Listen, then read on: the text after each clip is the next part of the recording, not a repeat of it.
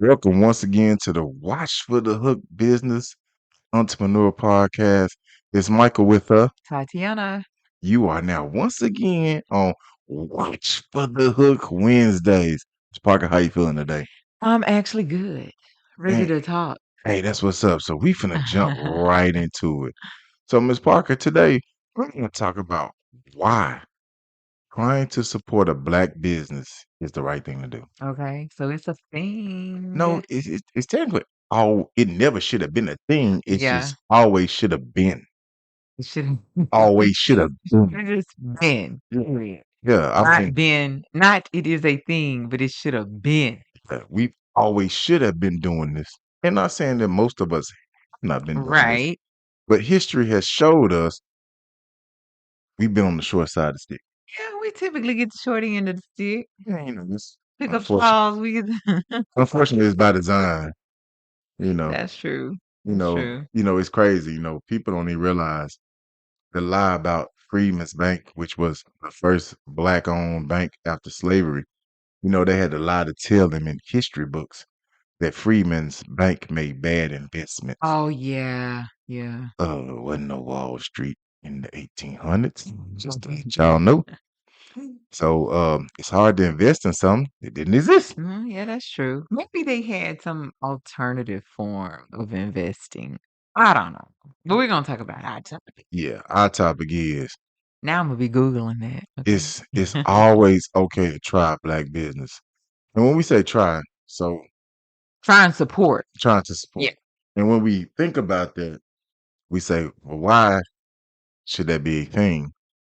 The issue is it should never have, like I said, been a thing. It should be something we always have done because history shows us when they invaded our neighborhoods in the 1980s. So I'm gonna say in the 1980s and mid 80s, you started seeing foreign domestic stores in black neighborhoods. Oh yeah. So who did they replace? I mean, if you had counterparts coming into your neighborhood, they were replacing you. Exactly. That's it. They replaced us. You. And that shit was by design.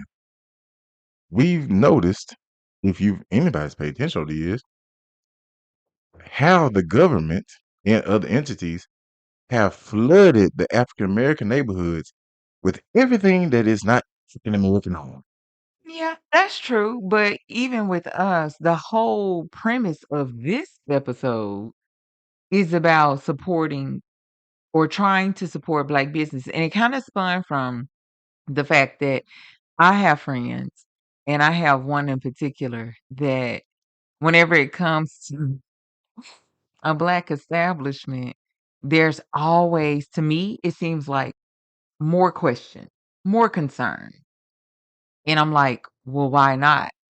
But then she will counter me saying or questioning why not with, well, why should I? Because typically this is what I get. This is what usually happens. And I'm like, okay, you're talking to A, your friend, that's B, also a fellow, a minority business owner.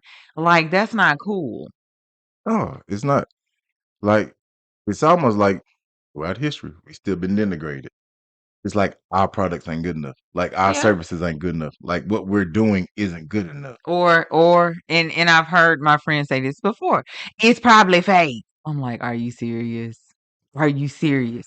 So show me somewhere where there's real cotton being made and then there's fake cotton being made. Because if there's fake cotton being made, I'm gonna need to invest in that. Fake polyester, fake fabrics. I want to invest in that because I we mean, just with global warming, the damn crop's gonna die. at the rate we going, we've always discussed that luxury equates to price. Yeah, it does. And Also legitimacy. that too. Former episodes, y'all should go check those out. It's almost to the point that, like we said, you keep having to fight upward Yeah. with your own people Yeah. when they will go buy anything and everybody else. Like, let's just say you can go to a local mech thing Miss and they Waffle Hop. and they can screw your hamburger Right. And up you're gonna go back. 92 times. You're gonna go back. You're gonna go back because it's cheap and accessible. But if you went to the black owned establishment and let's just say it took 5 minutes too long, I'm never going there. I'm never Yeah, going back. and that's exactly what I was about to say. When you go to McWaffle Hop and they mess your burger up, they forget the patty because God forbid that has happened to us.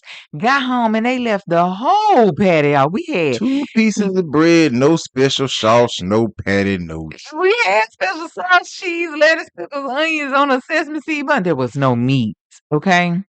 but So we go back. what do? You say, I'm not going to that one anymore. Yeah, I go to one That's what across you say. town. Yeah, I'm gonna go to the one in this area or off of this road because this area is a nice area, or that road's closer to this main intersection. Yeah. And another reason that we talk about this type of topic is because me and Tatiana's grandfather, Uncle George, right? Mhm. Mm. Jo- was Papa, you done Papa. called him here uncle. Well, mom's trying to make sure I get the names right. Because in my generation, he'd be because we close enough. Yeah, Papa George was a black business owner. he was. Papa George was actually doing the same thing you helped doing now. Yeah, he honestly, and I didn't realize what he was doing then. And if you pass by, because my grandparents owned the buildings, right? We likes to own shit. Ownership. We likes to own shit. So they own the buildings, and his what's the stuff, the paint on the windows. I'm gonna say paint. I can't think of what the word they actually You just call. call it design. Yeah, the Yeah. stuff on the window. He was a graphic designer. He was a graphic artist. He was a screen printer.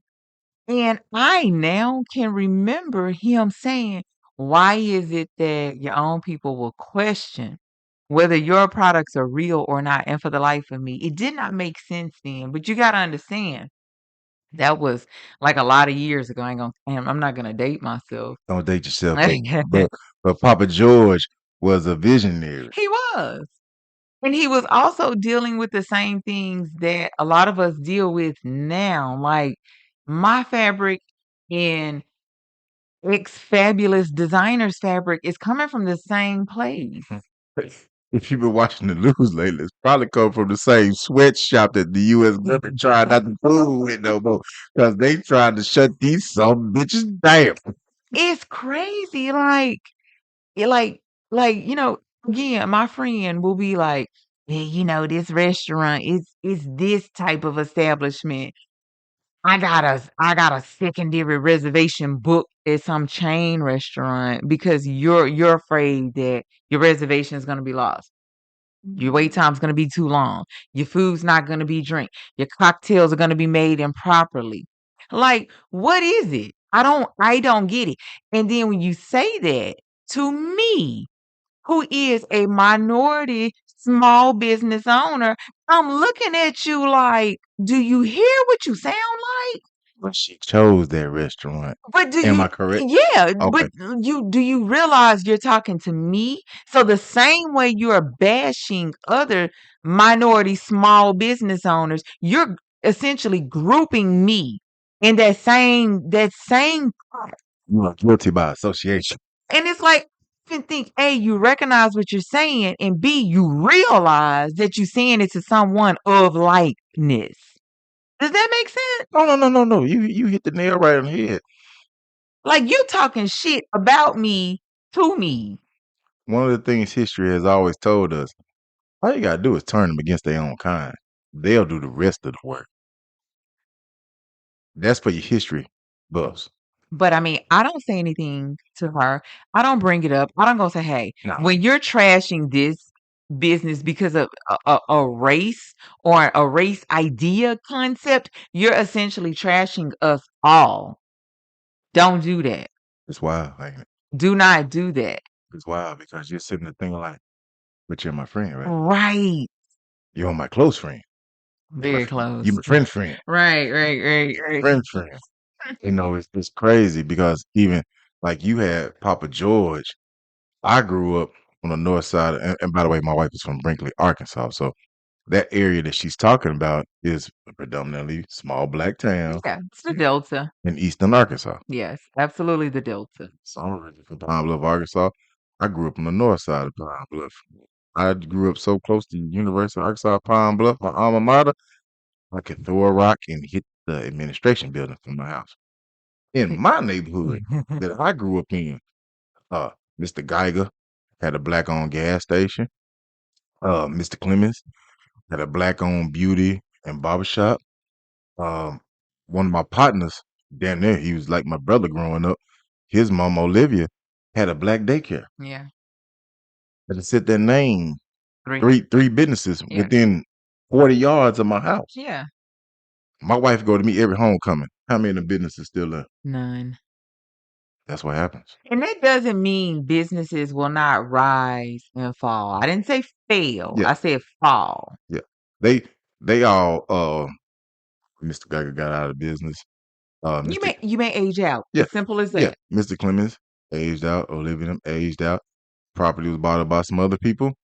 Businesses were not black owned anymore. Okay. And that's nobody's I'm not speaking to that. Uh, in a derogatory fashion. I'm just simply I'm trying to understand why is it that if you feel like you place an order, and this is hypothetical, this is just my perception and opinion. It's very personal. Got my personal cap on. Go at it. If you feel like if you place an order with at www.watchforthehook.com who has free shipping, and 9 times out of 10, you will not incur any taxes, right? Mhm. Right. So if you feel like if I go to their site and I place an order, I'm gonna get a diminished quality of product, a product that is going to shrink, that is going to fade, that threads are going to pop out. It's gonna be super delayed in me receiving, right? You feeling like that off the top of your head, but you feel like if you go to, let's say, a big old huge conglomerate like Walmart, and I place an order, when they sit up there and tell you after you've paid for an item that is oops out of stock, or they sub that shit out for you, because they will do it. Yeah. They sub it out for you, and Evil laugh. and they charge you taxes, and they charge you shipping. You'll take that and be Oh well. you'll be okay with that. You'll say that's how business flows.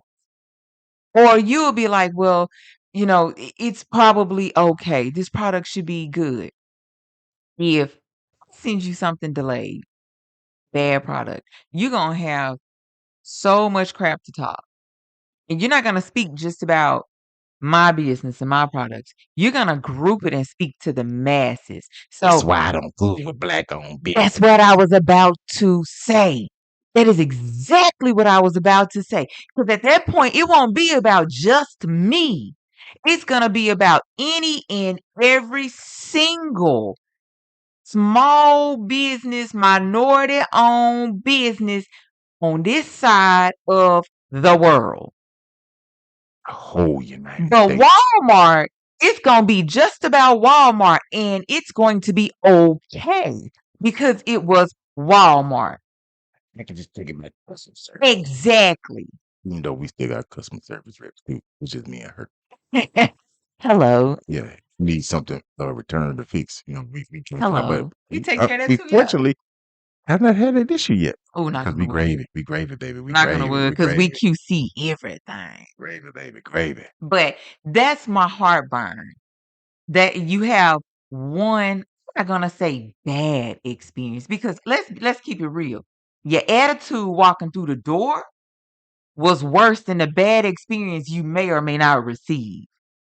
And we also got to understand, and this is the double-edged sword for black-owned businesses, you never get a second chance to make a first impression. You don't.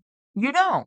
But when Walmart made a bad first impression, you kept taking your ass back there. because they needed the other 97,000 items that Yes. Walmart But you gave you. go to a small business and you have a bad experience. Now you're never gonna go back, but you're also gonna tell everybody why you're not going back, and you're gonna try to sway them as to why they should A, either never go or B, never go back. And then that's one of the things where we talked about in the early episode. Customer service is key. If for a black-owned business something bad went for a customer, you would hope that that customer will reach out to you and you could try Yes. to rectify the situation Yes. instead of running to probably social media or their friends or family. That's the main thing you hope if a customer does not have a good, proper experience with you, that you would be like, hey, I'm sorry. We're so sorry that this did not work out for you. What we'll do is offer you whatever we need to do to make the Right. What situation do you right need to do to fix and it? hopefully not lose you Right. as a potential keep going forward customer. Returning customer, because the Exactly. goal is to make you a returning customer. Exactly. Thank you for all our returning We customers. have them and we appreciate We it. appreciate y'all, especially from the from Watch With Me. Yes. Yes, yes, yes. But I don't know, I feel some type of way about that because it really just annoys me. It absolutely annoys me that that perception is out there. What was the first line I told you when we went to business? Welcome to the bread aisle. Somebody didn't like your bread. Problem is, you still got more loaves Right. on the shelf. And that to me, that's not even the issue. It's being grouped or again, it goes back to like, do you even realize what you're saying and who you're saying it to? Like Probably not. that's just awful. And honestly, 5 years ago, I probably would not have felt this way. But when you're on the opposite side of the fence, you see it differently. You're like, "Wait a minute. Wait." And I don't go around bashing businesses. Because you busting your ass to make yours work. Right, right. And you also know there's a machine that's not in your favor. There's also a machine that works in somebody else's favor.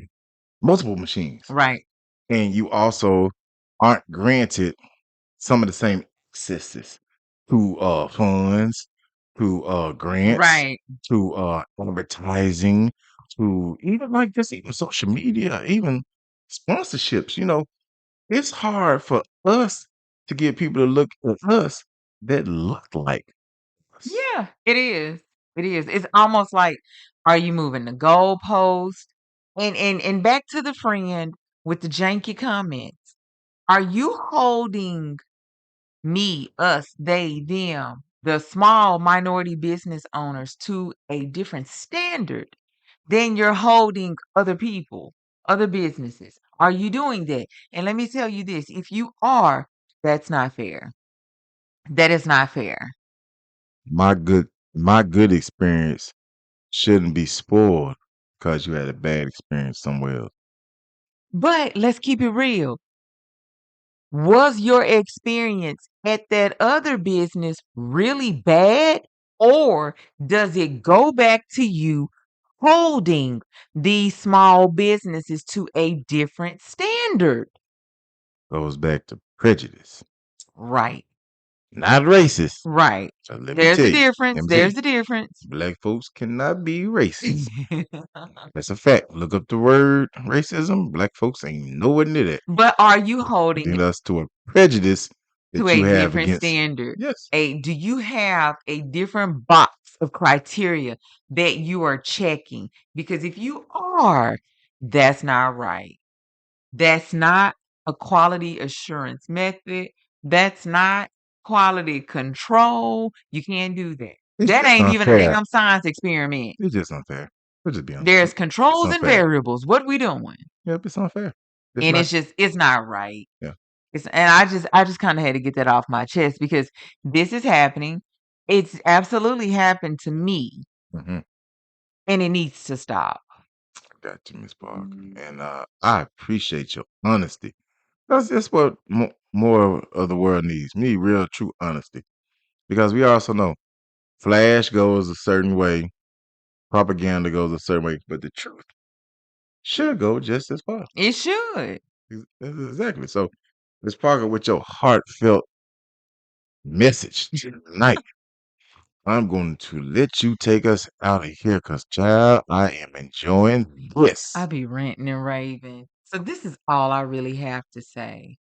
Like, when you're creating these standards, the list of criteria, you need to make it, across the board. It needs to be equal across the board. Seriously. Um, you can't really there's no comparison and contrast. If it's not a level playing field. And if you're already deeming a business, um, like invalid or just incompetent, incapable, any of that, you're already, coming off negative. They're already defeated. Don't do that.